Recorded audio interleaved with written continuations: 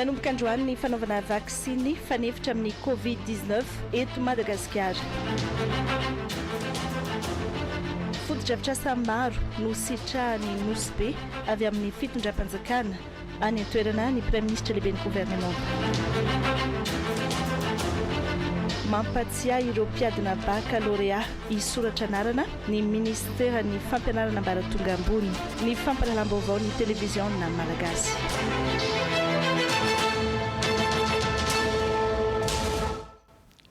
Mankasitraka na oritsy nitsaraka amin'ny televiziona malagasy manolotra ny araba tompoko klasy sy tompoko vavy ampitiavana no anasako anao anaraka ny fampalalam-baovao hatramin'ny farany.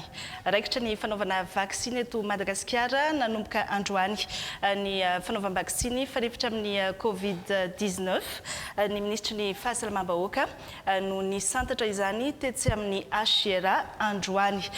Ilay karazam-vaksiny antsoina hoe Covishield no nafarany fitondram-panjakana anapina ireo fomba sy tetikady efa noraisina iadina amin'ity valana retina ity. Ireo mpiasan'ny fahasalamana, ireo mpitandro ny filaminana, ireo olona maro fara-pahasalamana sy ireo zokiolona no naovana ny vaksiny amin'izao andiany voalohany izao. Ny antsipriam-baovao eo amin'ny sariny Toutson François.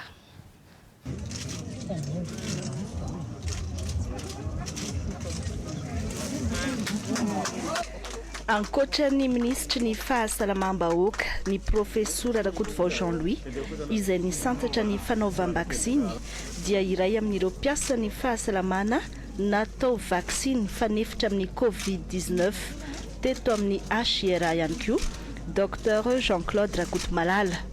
Zahay moa dia anisan'ny efa niady foana ny hoe mba nitaka ny anaovana an'ity vaksiny teto Madagasikara vokatry le firongatry ny valana retina ka efa ela ny andrasana anazy ity tsy ny salasala mihitsy zay fa hoe raikitra le izy dia hoe alao anao zany fa io ihany ny vahaolana mba tsy azahoana n'le forme grave tsy azahoana indray le covid-19. Vaksiny ho an'olona voasivana antsitrapo fa tsy antery ary maimaimpona no atao eto Madagasikara nanomboka androany. 17 hatramin'ny 20 isanjaton'ny mponina eto Madagasikara ireo olona voasivana ireo isitraka izao andiany voalohany amin'ny fanaovam-vaksiny izao. Misy ny dingana arahina alohan'ny anaovana ny vaksiny. Voalohany indrindrany aloha zany dia misy olona maka température aloha zany dia rehefa azo ny température an'ilay olona dia miditra ao amin'ny atao hoe médecin conseiller. Ny ataon'io médecin conseiller io zany dia manadiady tsotsotra momba ny toe-pahasalaman'ilay olona hoe afaka ho atao afaka hisitraka an'ilay vaksiny sa tsy afaka ho atao an'ilay vaksiny. Dia misy fanontaniana maromaro zany mikasika ny fahasalamana miankina amin'ny valiten'ilay olona sy ny toe-pahasalamana eo zany no ahafahan'ilay médecin conseiller ny teny hoe miroso amin'ny dingana manaraka ianao afaka manao vaksiny ianao. Rehefa vita vaksiny ny olona iray dia mbola misy fepetra arahina ihany koa. Rehefa vita vaksiny indray ny olona anankiray dia mbola miditra amin'ny toerana anankiray atao hoe salle d'observation. Izany hoe ao amin'ny salle d'observation io zany mipetraka eo mandritra ny 15 minitra ilay olona avy atao vaksiny. Ny antony hijerevana ny toe-pahasalamana sao dia misy réaction ataon'ilay vatan'ilay olona zany tao aorianany iny vaksiny iny dia misy olona manara-maso. Ny fisian'ilay variant Covid avy atsy Afrika Atsimo izay miazakazaka sy mahery vaika no nanosika ny fitondram-panjakana malagasy hiroso amin'ny fanaovam-vaksiny fanefitra. Manohana feno izao fanapahan-kevitra izao ireo mpiara-miombona antoka toy ny OMS, ny UNICEF sy ny sisa. Vaksiny ataontsika dia la vaccination ciblée izay misy ireo izay hotratrarina manokana aloha amin'ny voalohany. Ny teboka faharoa amin'ity vaksiny ity tsy hoe le ciblé fotsiny fa omena fahalalahana ny tsirairay avy. Tsy antery ny fanaovana vaksiny fa dia malalaka ny fanaovana an'izany ao anatin'ireo fepetra izay mifeha ny fahasalamana ny drafitra ny fahasalamana izany rehetra izany. Ary za dia manamafy ny tenin'ny filohan'ny Republika fa safidy safidinao manokana ny manao ny vaksiny. 7:2 ireo olona ny soratra anarana hanao vaksiny hatramin'ny omaly. Ankoatra ny eto amin'ny HIRA dia eny amin'ny Saint-Nossois, eny Befilatanana, eny amin'ny Amadia, eny amin'ny CSS Tsaralalàna ary eny amin'ny Chapa Ambohimiandra no toerana hanaovana ny vaksiny ho an'ny eto Antananarivo renivohitra. Iray hatramin'ny 12 andro kosa no tsy maintsy hanapariahana ny vaksiny manerana ny nosy ary 7 hatramin'ny 12 volana no hanaovana ny 2e dose ho an'ireo olona vita vaksiny amin'izao andiany voalohany izao. Namafisy solotena maritry ny OMS eto Madagasikara fa azo antoka sy mahomby ny vaksiny avy amin'ny tolotra Covax izay efa miatra amina firenena 10 maneran-tany amin'izao fotoana. Toerana maromaro araka ny efa voalaza teo no hanaovana izay vaksiny izay ho an'ny eto Antananarivo renivohitra manokana. Anisan'izany ny eny amin'ny Amadia, ny faravohitra eny amin'ny toerana izay hitsaboana sy andraisana tanana ireo olona marary ny diabeta, izany anisan'ireo olona marefo lara-pameana natao vaksiny ny olona misy diabeta. 80 izy ireo androany no natao vaksiny teny an-toerana Ainarabe tany sy Jakira Kotomanga.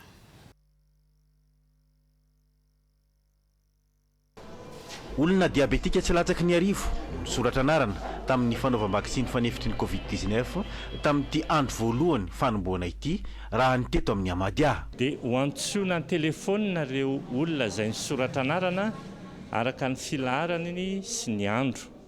Dia noferanay ho 50 ny olona ho raisina androany aloha. Dia rehefa hitanay ny fizotran'ilay protocole androany dia androany hariva ihany izay dia efa miantso ny olona ho avy rapitso arakaraka izay fahafahana manao izay. Tsy maintsy misy ny fizaham-pahasalamana sy ny sivana ary ny dingana rahana mialohan'ny fanatanterahana ny vaksiny sy aoren'izany ho ireo mpitsabo. Manomboka eto amin'ny fidirana dia efa misy ny fandraisana anarana, misy ny fijerena ny hafanana. Efa tafiditra ao amin'ny suivi ireny satria ny olona misy hafanana dia efa tsy afaka ho atao vaksiny, tahaka ny vaksiny fanao amin'ny zazakely taloha ihany izany.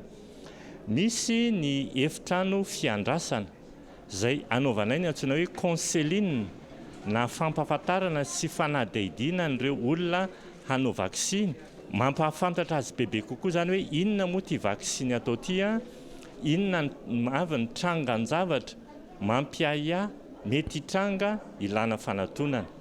Rehefa vita izay vao miroso ao amin'ny atao hoe enregistrement sy ny fanantanterahana ny tena vaksiny. Rehefa vita ny vaksiny dia mijanona eo amin'ny 12 minitra ka hatramin'ny 30 minitra eo ny vita vaksiny atao suivi eto. Vao homanao ny antsoina hoe package na traitement médicament d'urgence raha sanatria misy ny manao an'izay antsoina hoe intolérance izay. Ho an'ny any amin'ny faritra dia efa misy ny lamina sy ny fandefasana ireo fatra-vaksiny hoy ny minisitra sy ny teknisianina arakaraky ny filana tonga.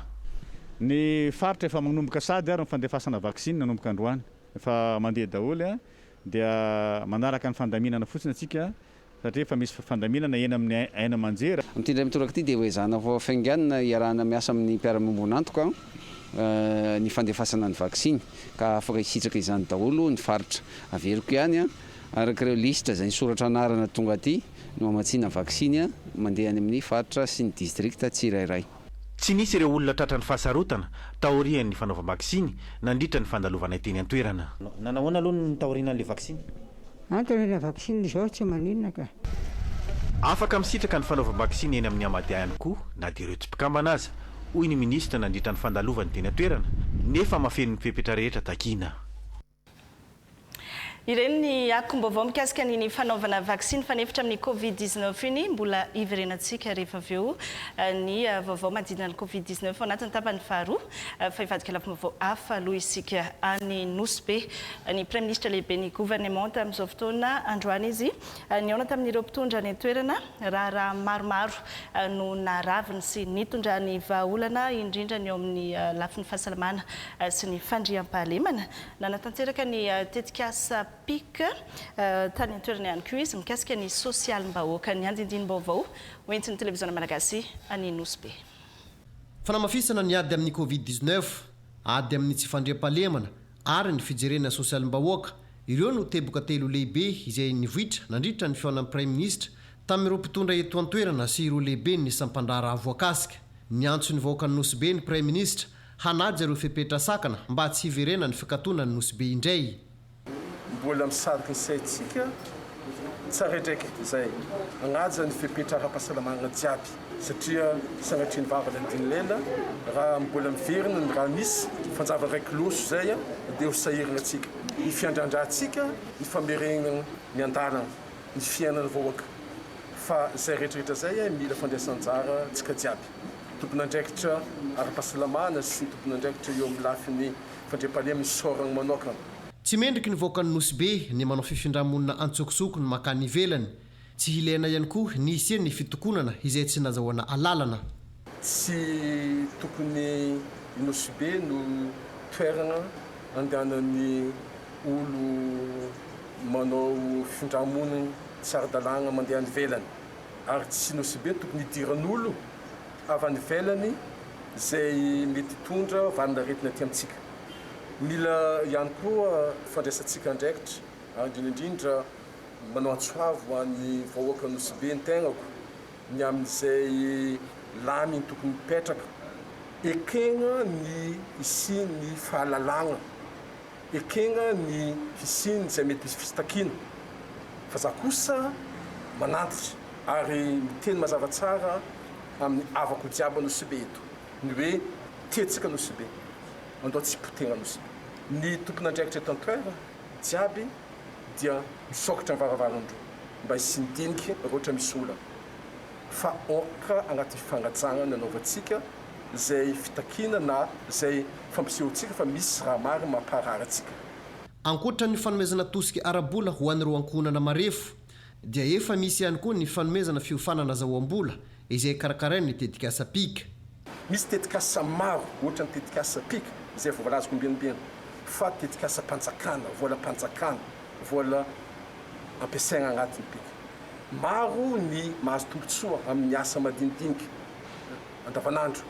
Maro ny sehatra tsy miankina fanjakana ny mpiasa ny hôtely Nosy-Be eto mahazo vola ary mahazo fiofanana ihany koa amin'ny arivony ireo Nosy-Be eto. Maro amindreo koa ny mpisehatra amin'ny lafin'ny fizantany azo vola fampiasana vola amin'ny sehatra fizantany zegny eto Nosy-Be eto. Tokony fampiteza isika hoy ny prime ministre amin'ny fanarahana ireo lalàna misy eto Madagasikara ary mila fampiresaka ihany koa raha misy ny sosokevitra amin'ny fampandrosoana nosy malalantsika ity. Fa tanàna anisan'ny misitraka tetikasa sy fotodrafitrasa maro avy amin'ny fitondram-panjakana i Nosy-Be tany an-toerana ihany nitsidika ireo fotodrafitrasa ireo sy ny asa andalam-panamboarana ny prime ministre lehibe ny gouvernemanta.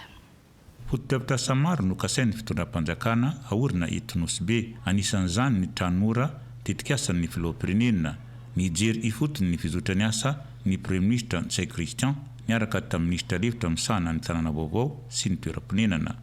Mijaly tragno ny eto Nosy-Be ary sahirana ny olo amin'ny tragno fotony tsisy fanaovana tragno programme fanaovana tragno nataon'ny fanjakana hatramin'izay. Tsika amin'ny fotoana zao ty dia ambany fitariana Andriamatoa Filoana Republika Andriamatoa Andry Rajoelina dia nanapa-kevitra fa ametraka tragno atsika. Anisan'izegny ny programme logement maro agnatin'izay koa ny programme logement sociaux. Ary anisan'ny tafiditra agnatin'izay programme zay ny eto Nosy-Be hisitraka an'izegny. Maravoravo ny mahita fa efa mandeha niasa. Ho rairay Nosy-Be izy ty. Ary indrindra ho tombotsoa ny Nosy-Be ny fanagnatsika ty fotodrafitrasa tsara ty fotony ahafahan'ny poniny mba hisitraka tragno tsara zegny ary mandravaka ny tanàna Nosy-Be koa. Hitatsika afara ary ny kianja manara-penitra koa atao Nosy-Be koa zegny ny raha maventy tadiavintsika agnatin'izegny dia tsotra. Amaray ny Nosy-Be afaka mandray compétition internationale. Anao eto Nosy-Be efa manana ny fotodrafitrasany amin'ny lafin'ny hôtely. Anao fa mandray vahiny. Mitavela dia fotodrafitrasa fototra ohatra ny stady. ny compétition ny athlétisme ny match ny football sy sisa afaka mandray compétition internationale anao Nosbe zay mahatonga ny fitram-panjakana mizaha tsy niany ity tsika miady amin'ny coronavirus fa namaray tsika tsy maintsy mandeha amin'ny làlana fampandrosoana koa. Misy 80 ny tanora anjaran'ny Nosbe izay kasaina hotokanana an'ity taona ity. Iverina eto andrenivohitra isika mahomby ary voasedra ny fivoriana amin'ny alalan'ny visioconférence ataony ao anivon'ny anteny miram-pirenena androany nisy ny fandaniana tolom-pekevitra ka solombavambahoaka 20 no nandray anjara tamin'izany fivoriana izany vavao nangon'ny Njaka Serge sy Mamy Ravoavison. Ambarako ary fa landy ny tolom-pekevitra mitondra ny laharana fa aotraotra telo raika amby roapolo sy roa arivo tsipika PR portant règlement intérieur spécial régissant les modalités d'organisation et de fonctionnement de l'Assemblée nationale pendant la période de pandémie de Covid-19 et en cas de situation de crise sanitaire similaire. Io tolom-pekevitra laharana aotraotra telo tsipika raika amby roapolo sy roa arivo tsanganana PL io dia nanaovana tsangatanana tamin'ny alalan'ny visioconférence teto anivon'ny anteny miram-pirenena. Solombavambahoaka 20 no nandray anjara tamin'ny fivoriana afaka nandray fitenenana avokoa tomomba natanteraka ny lafiny ara-teknika.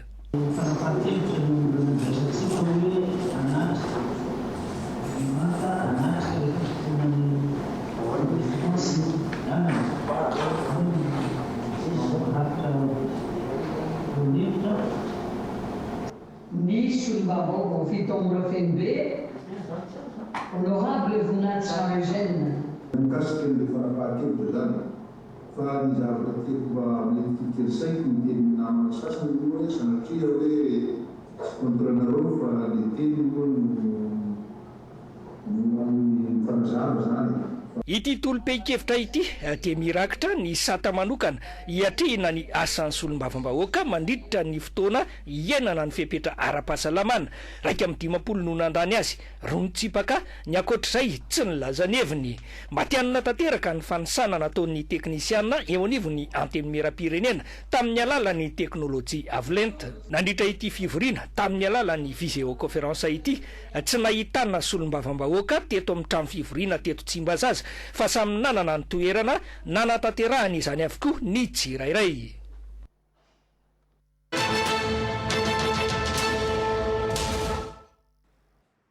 Isantarantsika ny tapany faharoa amin'ny fampahalalam-baovao ny fivoaran'ny antotanisa amin'ny Covid-19 eto Madagasikara dia iverenana omenantsika.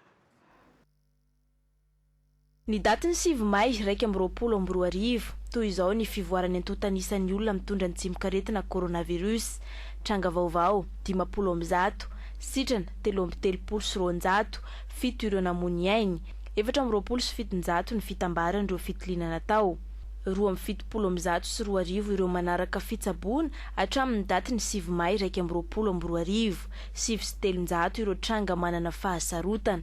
Ny datiny 13 Martsa 2020 hatramin'ny 7 May 2020 natratra 220 sy 7 arivo sy 3 alina ireo nitondra ny tsimikaretina coronavirus 220 sy 209 arivo sy 3 alina ireo sitrana manome ny salanisa 270,7 isanjato 720 sy 700 ireo namoniainy manome ny salanisa 1,5 isanjato 470 sy 200 sy 2 arivo sy 9 alina sy 1 hetsy kosa ny fitambarany ireo fitiliana natao.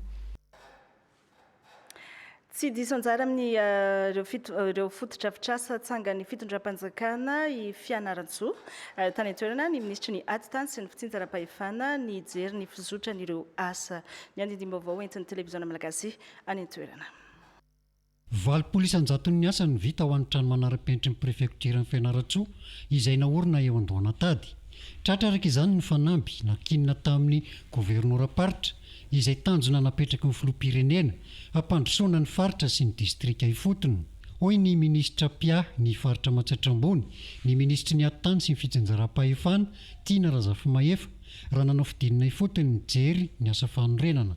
Miroso tanteraka moa tsika amin'ny fanatanterahana ny velorano faharoa ambin'ny folo nataon'ny filohan'ny repoblika hitako dia mitsidika ny asa atao rehetra dia ny ato amin'ny lafitany sy ny fizara-pahefana zao hitantsika zao moa misy iny sady birao no trano fonenan'ny ny en préfecture zany izay hitantsika toy zao fefa miroso dia miroso mihitsy ny fotodrafitrasa rehetra zany. Raha ho an'ny faritra Matsaitra Ambony manokana borao manara-penitra misy 470 no ahorina ary andalam-panamboarana sy fahavitana avokoa. Ny ministry ny mponina tetsy andan'izay ny Mahajanga nanokatra tamin'ny fomba ofisialy ny fizarana ny ankohonana miatrika ho an'ireo tokantrano sahirana. Televiziona Malagasy any Mahajanga.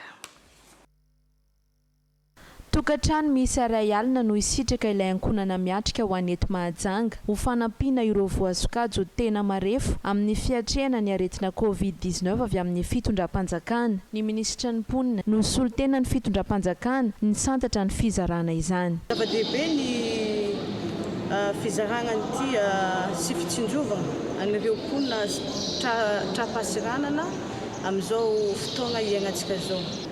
Tanteraka izao noho ny fahatokisany banky iraisam-pirenena ity fitondrana ity amin'ny fitantanana izay fitondrana tsara tantana izay tariny filoham-pirenena Andry Rajoelina ary matsapa ihany koa izy fitsinjovana ny vahoaka, fitsinjovana ny mponina no ihany koa fanampiana an'ireo tokantrano marefo amin'izao fotoana izao midika izay fa tsy mamela irery ny vahoaka ny raha tsy aivona dia isan'ireo faritra voalohany nakato ny boeny noho ny fisian'ny Covid variant. Roa herinandro inefatra angamba izay no mikatontsika misy fetraka ngeza be amin'ny fiainan'ny mponina izay zareo mazava ho azy amin'ny olona izay manana atom-pivelomana mety moramora ihany fa ho an'ireo marefo izay tena sahirana mitrongo voaomana dia tena fantatsika tsara hoe zavatra mazefatra amin'ireo zavatra amin'izay ka izay no mahatonga hoe isaorantsika manokana ny filoham-pirenena sy ny fitondram-panjakana tsy nanadino antsika aty amin'ny faritra boeny. Ny banky iraisam-pirenena sy ny FI no miara-miasa amin'ny fitondram-panjakana amin'ny fanatanterahana ity fiahinany sosialim-bahoaka ity izay efa misy lamina napetraka ny amin'ny fitsinjarana izany. Ny alina ariary zaraina isaky ny tokantrano marefo dia raisiny isam-bolana mandritra ny fepitaona 5 volana. Isan'ireo nahazo izao fanampiana izao ity renim-pianakaviana ity izay nisaotra ny fitondram-panjakana. Amin'ity andian'ny voalohany amin'ny tokantrano miatrika ity dia ireo distrika miisa 7 eto Madagasikara no fantatra fa ahazo izany. Amin'izay tetsikasa tokantrano miatrika ankonana miarina izay ihany tetsy amin'ny Coliseum Analamahitsy ny gouverneur ny faritra Analamanga ny ben'ny tanàna Antananarivo renivohitra sy ireo solombavambahoaka no nizara ny anjaran'ny boriboritany fahadimy. Tojo fanomezana sy Andry Rajaonarivao. Tokantrano 2.5 alina mahery eto Antananarivo no toloran'ny fitondram-panjakana vola 10 alina ariary isam-bolana mandritra ny 1 bolana. Ity hetsika ity izay tafiditra anatin'ilay tetika ankonana miarina. Ireo olona tena sahirana no isitraka azy ity ka ny teo anivon'ny fidy no nidina ifotony nijery azy ireo. Tena efa nialanenina tsisy nidirana politika fa ny fidy ny tena nidina nijery isaky tokantrano mihitsy nijery an'ilay olona tsiraray mihitsy. Ary Mariana araka ny teny député teo ny fatafantatra daholo ny olona ny fokotany hoe ity hoe tokony ahazo dia tena ny lananenina zay mahatonga azy hoe maninona ny androany vao natao izy satria tena nijery an'ilay lista mihitsy nanampy koa ny fokotany nanampy ny tao amin'ny commune nanampy amin'izareo amin'ny fanatanterahana azy. Mahakasika ny fizarana ny fanampinina ho fanajan'ireo fepetra ara-pahasalamana misy ny fizarana tapakila isaky ny fokotany no zaraina 20 isaky ny adiny ray no mahazo. Misy ihany koa ny fampiasana ny teknôlôjia vaovao. Misy ny mobile money rehetrarehetra ho an'ireo tokantrano izay nanana telefônina ka nanana compte mobile money dia any mobile money ny fandehafasana ny volany ao zany même vola Orange Money, Airtel Money. Dia misy koa eny anivon'ny OTIV ny paiement ho an'ireo tokantrano izay nanana kara-panondro tamin'ny fotoana nanaovana ny fanadihadiana dia eny amin'ny OTIV zany ny paiement. Reto mpisitraka reto moa zany ny akabeazany tamin'ilay nanaovana fanadihadiana reny mbola tsy tena nanana kara-panondro fa izao izy no natao mifanentanana hoe atao viaingana ny kara-panondro dia payena par QR code ry zareo. Nanomboana ny fizarana ny teto amin'ny boriboritany fahadimy. Tokantrano miisa 550 sy 1,000 no misitraka izany eto. tena misy akony ary misy akony any amin'ny fiainam-bahoaka ity zavatra ity fa mbola mafisy koa any hoe izay eto amin'ny boriboritany fatimy dia fiangaran'Andriamanitra foana ihany mba mahazo fototra fitasa rehetra. Ireo tokantrano tsirairay nahazo tamin'ity fanampiana ankohonana miarina ity dia samy manana ny fandaminany ny amin'ny ampiasana ny vola. Akona le ao an-trano tonga dia mba mividividy vary misimisy, mividividy savony ohatran'izay ao anatin'ny tokantrano zany. Izay ao anatin'ny tokantrano rehetra zany mba hoe ararotina kely an'ilay mba vola aloha. Eny manampy anazy satria izaho zao miasa asa zorona le ny ataoko dia indraindray misy asa indraindray tsisy. Dia manampy anahy le izy. Zaho faly nahazo ale izy satria mba misy entiko mba hoe mba makamaka zavatra kely mba ampiasaiko kely varotako le izy. Tetika asan'ny filoham-pirenena moa izy ity ka miara-miasa amin'ny fanatanterahana azy ny eo anivon'ny governorana Nalamanga, ny komuna Antananarivo renivohitra, ny solombavambahoaka isaky ny boriboritany ary ny indrindra ny FID. Amin'izao fotoan'izao moa dia efa miverina an-dakilasy ireo mpianatra nala fanadinam-panjakana eto amin'ny nosy ny ministry ny postra tany amin'ny lycée Silene Paul tany Manakara ny zara fitaovana entina hiadiana amin'ny Covid-19 ny andindiny no entin'ny televiziona malagasy any Manakara. Manoloana ny fiverenan'ny mpianatra an-tsekoly izao dia nitonja ny anjara birikiny ny minisam-piahy ny faritra Vadivava fitifinana dia ny ministra ny posta sy ny fifandrandavitra ary ny fampiroboroboana ny haitao arakajy mirinja nanolotra fitaovana pulvérisateur miisa 2 miampy savony 5 borsa virocule enina jerrycan ary arovava sy orona. Mitondra zay arovava sy orona mba tapenana daholo ny vava sy ny orona zay amezana ny lycée eto mba ahafahana roa zany mitandrina satria ianareo anala fandradinana raha tsy diso eto rehetrarehetra efa manomboka mianatra dikan'izany mba hampinanareo eo amin'ilay fitaovana mba ahafahana manadio ny tanàna indrindrindrindra ny lycée salle de classe mba tsy partany zany valana aretina izany. Miharihary ny sirambotanana oentinao anay misaotra ranandria fa da manana tokoa manana anareo satria zahay ato tokoatra dia mitady lalana ny anoheranay tanteraka izany aretina coronavirus izany. Ankoatra izany dia nampanantena ihany koa andriamato ministra fa hanome connexion wifi maimaim-poana mandritra ny herintaona eto amin'ny lycée Silene Paul mba ahafahan'ireo mpianatra manovo fahalalana. Amin'izay resaka fampianarana izay ihany mampatsiahy ireo rehetra tokony soratra anarana amin'ny fanadinana baccalauréat ny ministeran'ny fampianarana ambaratonga ambony hatreto tsy misy afa-tsy ny 20 isanjaton'ireo mpiadina tokony soratra anarana no navita izany tsy misy anefa ny fiemorany tety andro tsy toaina rakotoary fontsy.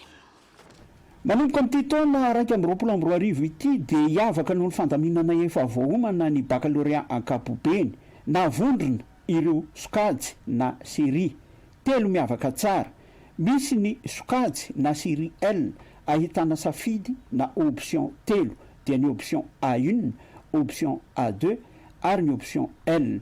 Ao ihany koa ny sokajy na série S misy safidy na option telo, option C, option D ary ny option S. Ary eo ny sokajy OZ na série OZ misy safidy na option telo dia ny option organisation, option société ary option économie.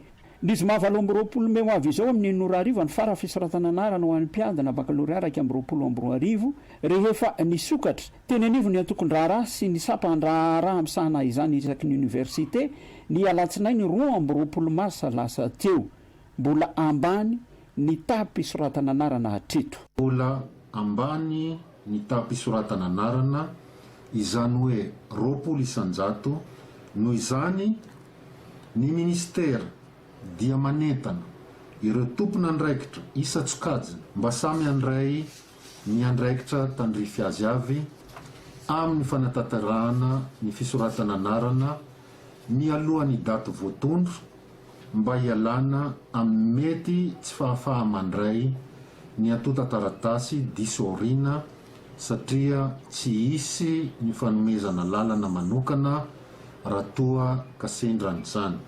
Tsy miova fa mijanona ho toy ny tamin'ny taona 2024 ny atota taratasy ilaina sy ny sara hisoratana anarana. Tsy miova ihany koa ny tety androm-panadinana famijanona amin'ny efa voafaritra dia ny alatsinainy 7 aogositra ka hatramin'ny zoma 13 aogositra raika amin'ny 20 ny bakalorea ankapobeny sy ny andeny voalohany amin'ny bakalorea arakasa sy teknika ary teknôlôjika. Raha ny alatsinainy 9 aogositra ka hatramin'ny alakamisy 7 aogositra raika amin'ny 20 ny andeny faharoa ho an'ity farany.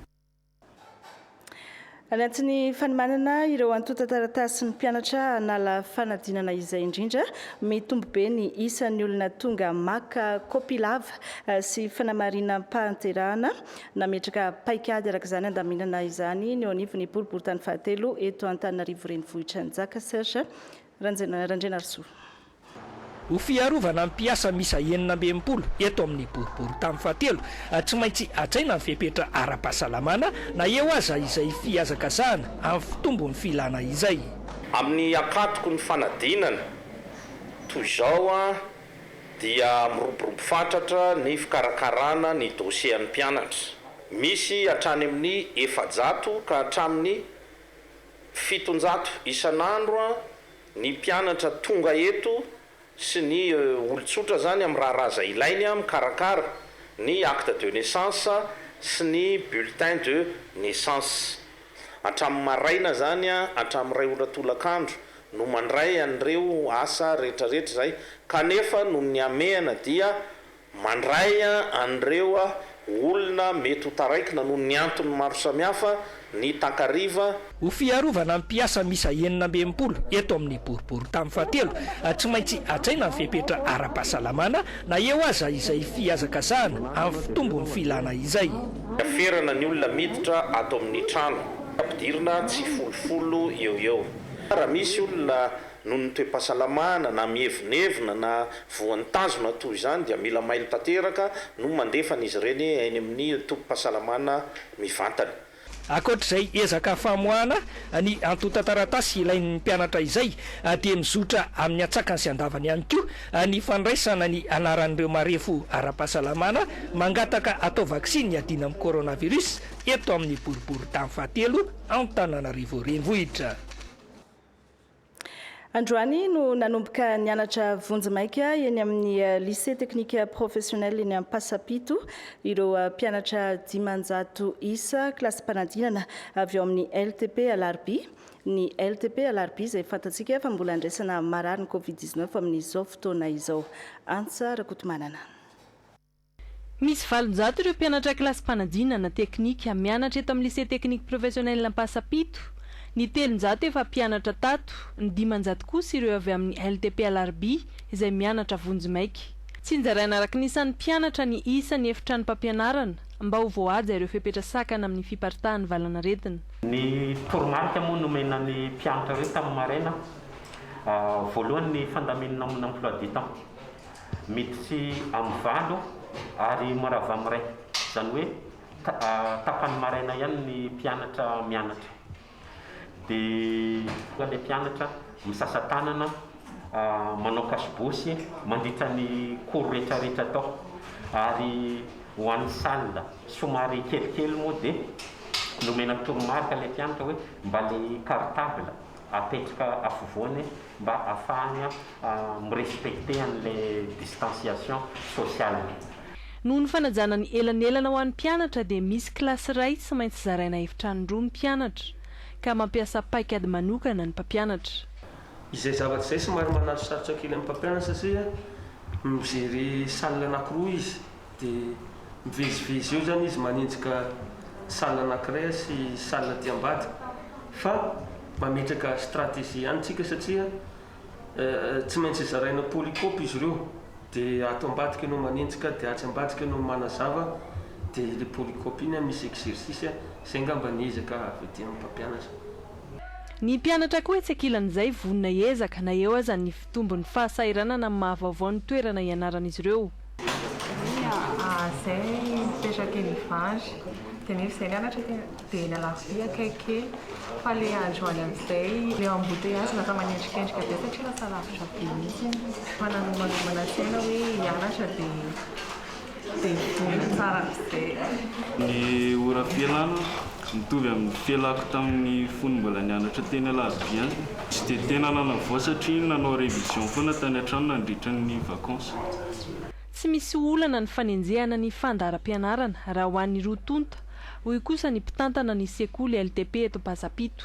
Tena manenjika arak'izay azony atao daholo mpampianatra aloha e. Satria le zany nataony demi-journée ny antony ianarana le demi-journée amin'ilay ara-pahasalamana ihany satria raha ohatra ny ankizy zany betsaka le ankizy dia le eo amin'ny fisakafoanana tsy ho voafehy mihitsy izy hoe entinareo misakafo mivoaka any izy dia mandehandeha dia mipetrapetraka dia mifandray amin'olona any dia miverina indray dia aleo hoe fitaina toandro daholo ny zavatra rehetrarehetra dia mody izy dia misasa dia vita dia rapitso indray miverina madio eto am-pianarana.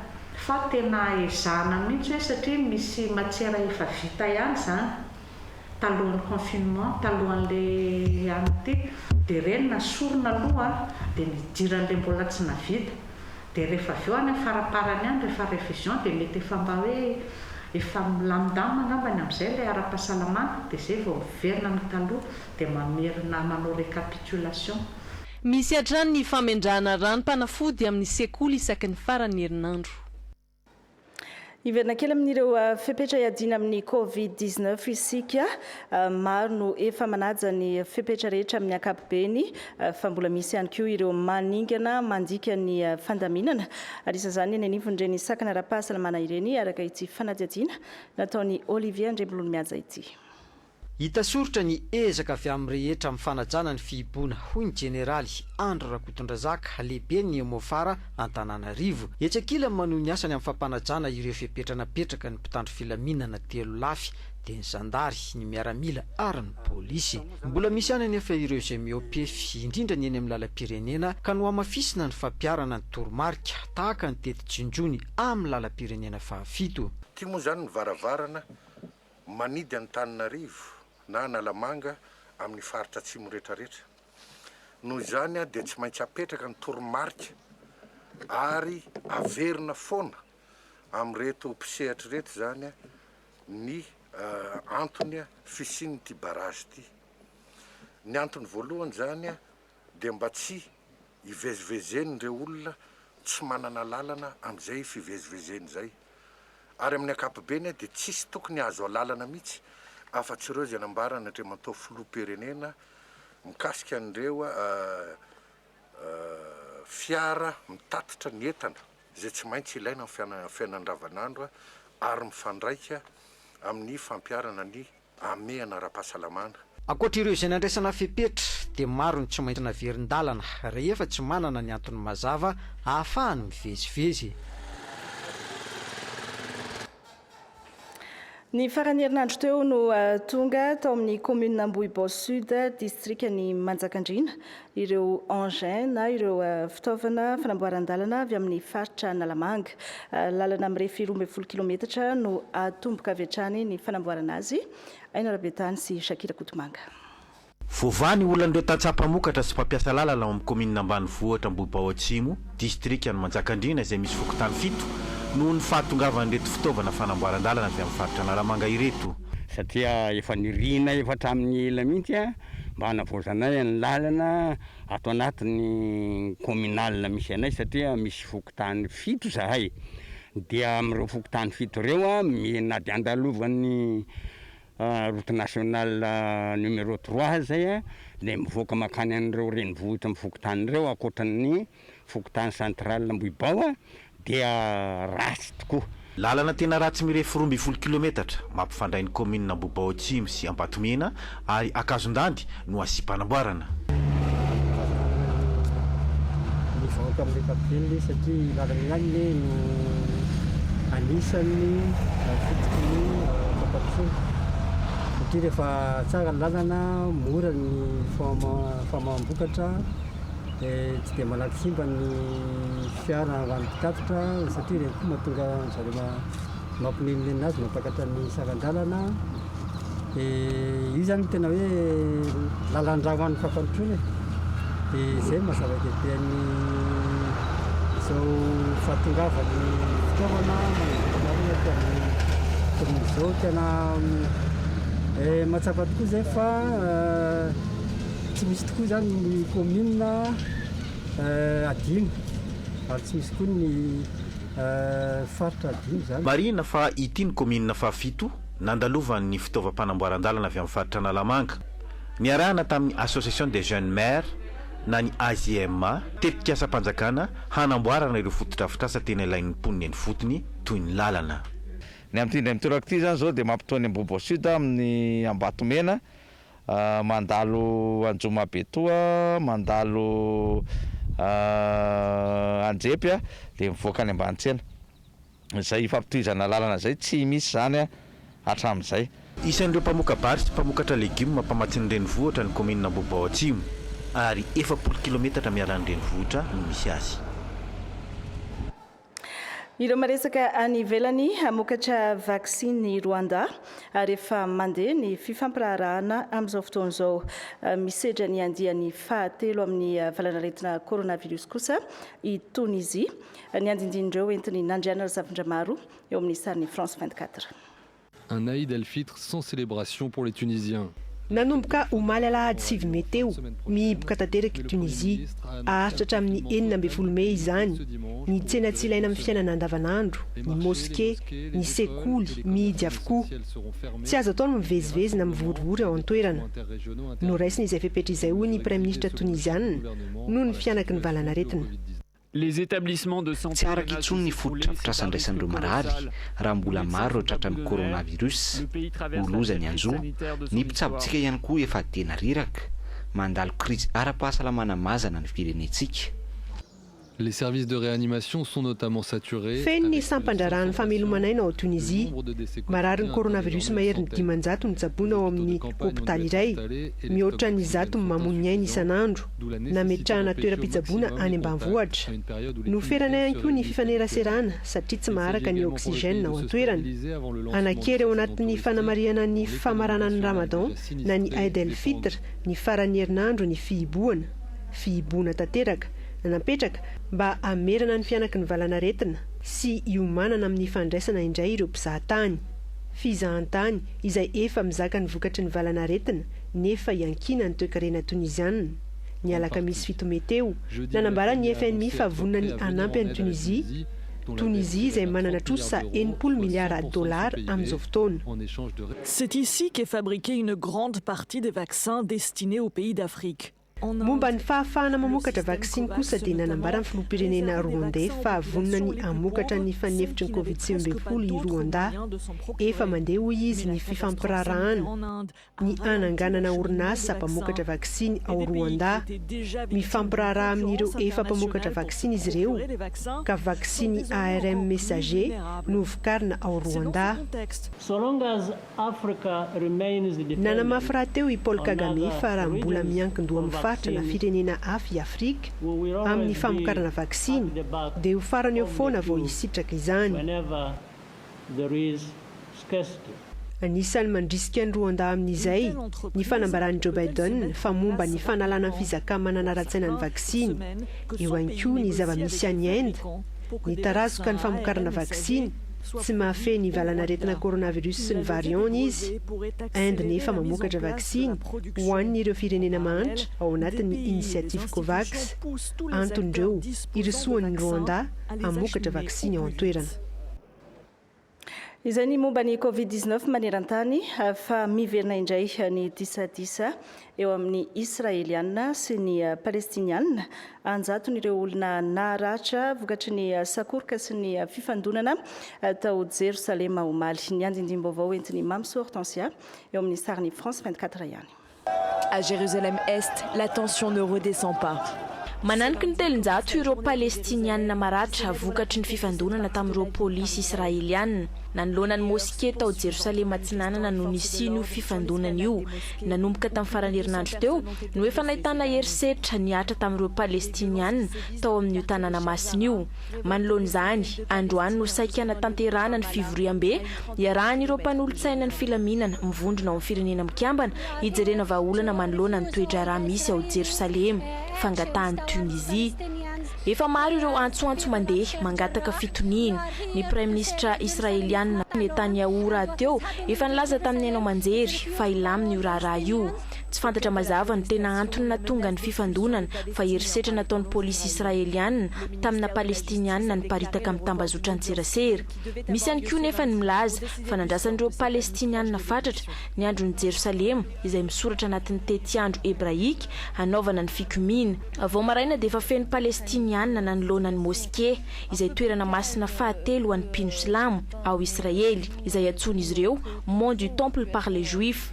Raha ny fampitam-baovao navoakan'ny polisy israelianina kosa voalaza fa nisy israelianina iray fiara hamonjy fitoam-bavaka voatorabato teo ny nanomboka ny fifandonana. Les Hébreux ont appelé au calme après avoir exprimé leur inquiétude vis-à-vis de l'expulsion de familles palestiniennes.